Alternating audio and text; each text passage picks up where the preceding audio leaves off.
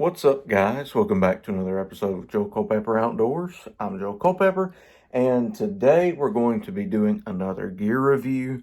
Hopefully next week will be new bow week for me, so keep your eyes out for a video on new bows and the test firing / build process, if I can squeeze that in there. And this is all dependent on my two V3Xs being sold, so just waiting for that right now. Hopefully that will be this week or next week if it hasn't already happened. I told him, I told the guy at the shop that I would call him just to make sure, because I've been so busy this week working. I have I'm working through a 6-day week. Today is Thursday, so 2 more days and then I get Sunday off. And of course Sunday is going to be really busy for me, but you know, that's how it is. It's life. So anyways, I want to get into this gear review for today, and this is another thing that I really couldn't find any reviews on, so I thought I would give my perspective and at least get something out there about this product. Because like I said, nobody's talking about it. Nobody says anything about it. So without further ado, let's get into the video. And so we've got the V3 or Phase 433 right here. We got the podium bars still. It's actually a bridge lock screw. I got to take it back up there when I go next time. Anyways, we got the podium bars, and we've got our Q80 rest. We've got our Matthews Arrow Web quiver, and we have the B3 Exact Ryze Hunter sight. Now, this sight was recommended to me, so that's why I bought it. The person running the shop was almost adamant that this was the sight to go with, so I decided to purchase it. And so I listened to what he told me, and of course had no prior experience with B3 in general, much less this sight. So what do I like? What do I dislike about this sight? And where would I rank it in terms of just how good it is overall? First thing about this sight, this one is a bridge lock, so it goes right through the riser, which is nice. You do have your left and right does have clicks, so that's very nice. You can move the housing up and down. There's a Allen screw in here, and you can also move your pins up and down as you need to, which is nice. You do have a light, which you probably won't be able to see. Yeah, you can see. You might can see a little bit there. Anyways, it does have a light on it. The stock batteries are not very good. I wore them out very, very quickly, so I think I've got Duracells in there right now, and we'll see how that lasts. The way this wheel actually works is neat. There's a small screw. I say screw, I mean this little piece right here is what you loosen, so you can slide your sight easier, and you can still slide your sight with that locked down, but it's a little stiffer. So just to keep from wearing things out, I would definitely recommend that you loosen that when you're shooting at home, at least. Now, if you're in the woods, it's a little bit different story, but you won't be shooting as much then. Hopefully only one shot, or 2 or 3, depending on how many deer you see. Hopefully only one shot per animal that you intend to harvest. So that's pretty nice. The way it slides, it's very clean, it's very smooth, which is good. It does come with metal tapes, which I'm a huge fan of. Personally, I really, really like metal tapes, just because it takes away the need to buy new tapes as you maybe change your arrow setups, or if you want to change your poundage. Anything like that, having metal tapes keeps you from having to buy a whole new set of tapes from the company. You just take it off and then bolt a new one on as needed. And another thing about this, here is the metal tape. And this is actually one of the things that I dislike about this site very much.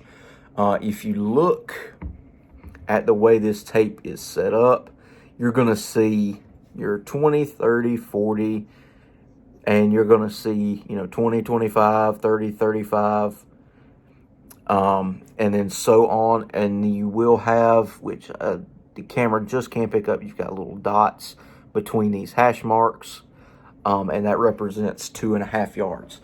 So what I do not like about this site, and I mean I absolutely do not like about this site, is that you don't get individual yardage markers. So if I'm shooting 81 yards, I've got to dial right past 81, and what that can lead to is very slight misses that should not occur. And what I mean by that is there have been times, like, let's say I'm shooting 89 yards. So I dial down just above 90, and my impact point is too high. So then I have to take and dial my sight up just a little bit, and then maybe I'm dead on. But in the situation, let's say I'm not shooting 75 pounds at 29.5 inches with a light arrow. Let's say I was shooting this bow at 55 pounds with a 27-inch draw and a 450, 500 grain arrow. Well, that difference could be just enough that you miss the animal that you're trying to harvest. And I see that being a big issue in this particular site. I understand most hunters are not going to be as precise as most target archers, but I think we as hunters have a duty to the animals that we're hunting to be as good as we possibly can. And with being as good as we possibly can, we have to be as accurate as we possibly can, which is where I think this site does miss the mark on the hash marks on the metal tapes.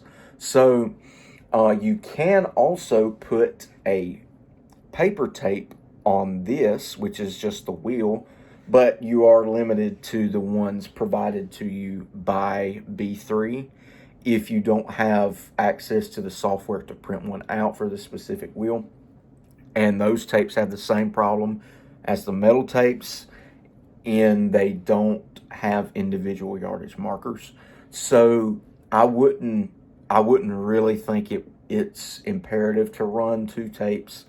If the paper tape had individual marks, yes, absolutely, I would run the paper tape in addition to the metal tape. But since it does not, I didn't see any point in putting one on there.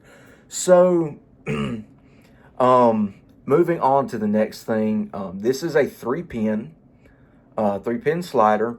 There's only one indicator, meaning there's one here, and then there's one for this little wheel. Now, theoretically, you could set up one of these for your 40 yard or your bottom pin, and then you can set the other one for your 20 or your top pin, or however you want to gap your pins. Anyways, you can set one for your top, one for your bottom. And then you know where 2 pins are all the time. But I also see that being somewhat of an issue, because then when you go to change your tapes, then you've got to switch out 2 tapes, and then you run into the whole problem again of throwing out a paper tape. And then if you ever needed that tape again, you have to reorder the whole thing of paper tapes instead of just bolting on a new metal tape. So I see that as a big con to this site. This site retails for, I think it starts at $329.99 and goes up to $340 or $359. And just to be perfectly honest, in this price range, I just think there are much better options.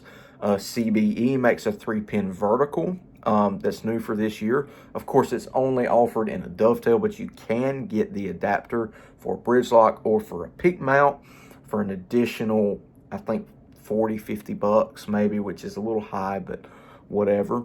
But it has, I think, two I think it only has 2 pin indicators, but it's all metal tapes, which is, in my opinion, a big plus. It's also got a little bit more technology in it. So for pretty much the same price. Of course, it would be more if you put on a pick mount or you put on the BridgeLock adapter, but I think that's a better option. You've also got spot hogs in the same price range that I think would serve you just as good or better than this one. Pretty much every company that makes a good sight, I think, makes one that is just as good, if not better, than this one. That being said, this is not a bad sight. I would never say that it is, but in terms of pin brightness, I find it somewhat lacking. I find it lacking in the multiple pin indicators. The way this sight is set up is decent. It does feel fairly robust, so that's a good thing. But if you don't tighten the screw up enough, this housing will come loose, which is a problem. So pros of this sight, metal tapes is a big thing. You do have micro adjust for your left and right. You don't have micro adjust for up and down, which I would say is a con. So I reckon your only 2 pluses would be the micro adjust left and right and the metal tapes. Now the cons to this sight, only a single indicator for your pins, no micro adjust for your ups and downs.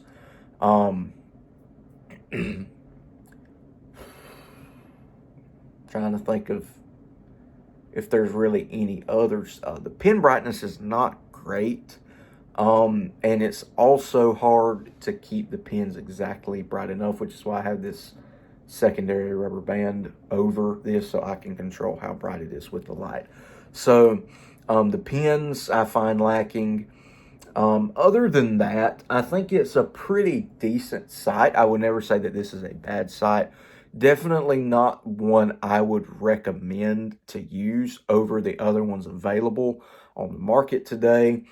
But if you have this sight already, or you find one at a good price, you know, $250 or so, it would definitely be worth checking out and thinking about if this is something you want to use. The accuracy is great. I've shot really good groups with this sight. But like I said, just keep in mind that you will not have multiple pin indicators. So out of a scale 1 to 100, same way I ranked these podium bars, which I gave an 88 out of 100, 88 or 89. I think it was 88 though. I would have to give this sight, honestly, like a 75, just because there's only the single pin indicator.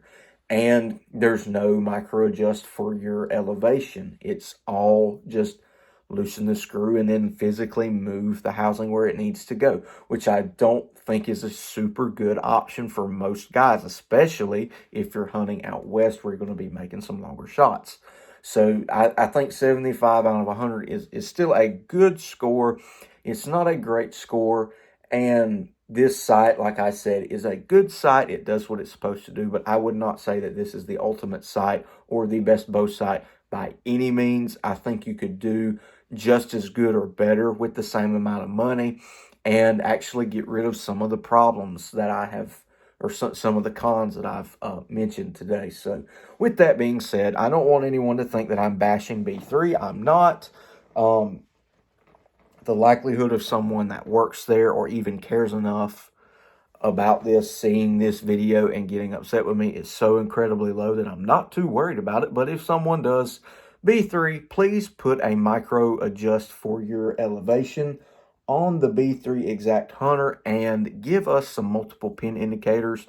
And then I would definitely consider shooting the sight again on a newer model if you did fix those things. So anyways, with all that being said, I hope that this has been informative for you guys. I hope I didn't ramble too much. I hope I covered the bases well, and I've helped you make a decision whether this sight is right for you. So with all that being said, everybody stay safe, stay in the outdoors. God bless you. I'll catch you on the next one.